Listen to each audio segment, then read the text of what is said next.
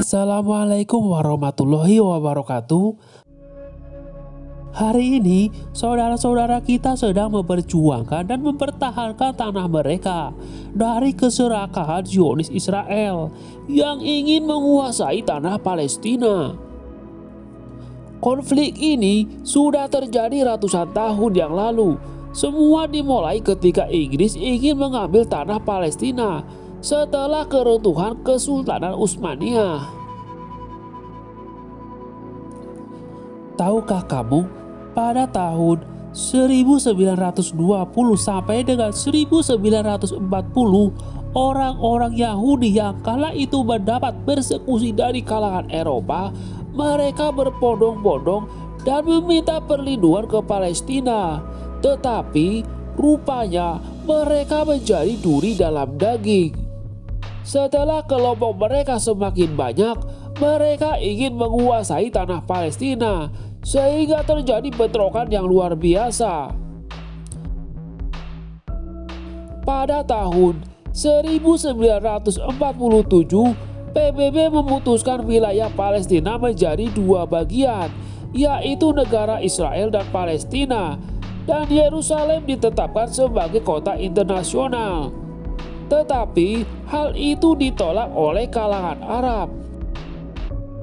Pada tahun 1948, Inggris menyerah untuk menyelesaikan masalah antara Palestina dan Yahudi dan meninggalkan tanah Palestina. Lalu komunitas Yahudi mendeklarasikan berdirinya negara Israel secara sepihak.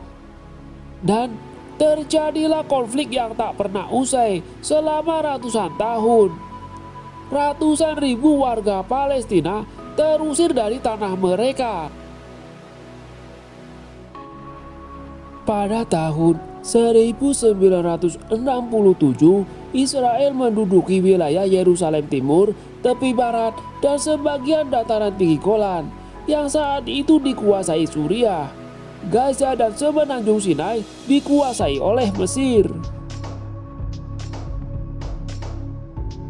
Saat itu, Israel tidak mengizinkan para pengungsi yang ingin kembali ke rumah mereka sendiri dengan alasan membebani keuangan negara dan bisa menjadi ancaman bagi Israel di masa yang akan datang.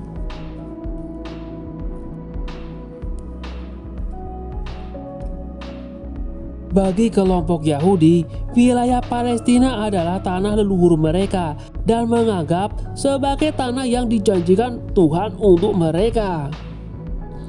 Sampai hari ini, konflik antara Israel dan Palestina masih terus terjadi.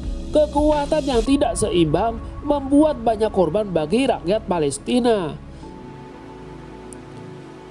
Dunia Barat yang selalu menyuarakan hak asasi manusia, tetapi diam seolah tidak terjadi apa-apa.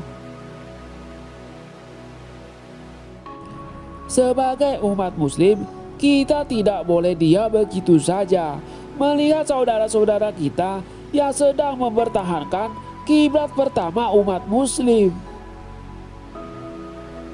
Barang siapa di antara kamu melihat kemungkaran, hendaklah mencegah kemungkaran itu dengan tangannya. Apabila tidak mampu, hendaklah dengan ucapannya. Dan apabila tidak mampu juga, hendaklah mencegahnya dengan hatinya. Dan itulah selemah-lemahnya iman. Itu saja yang dapat saya sampaikan. Semoga bermanfaat.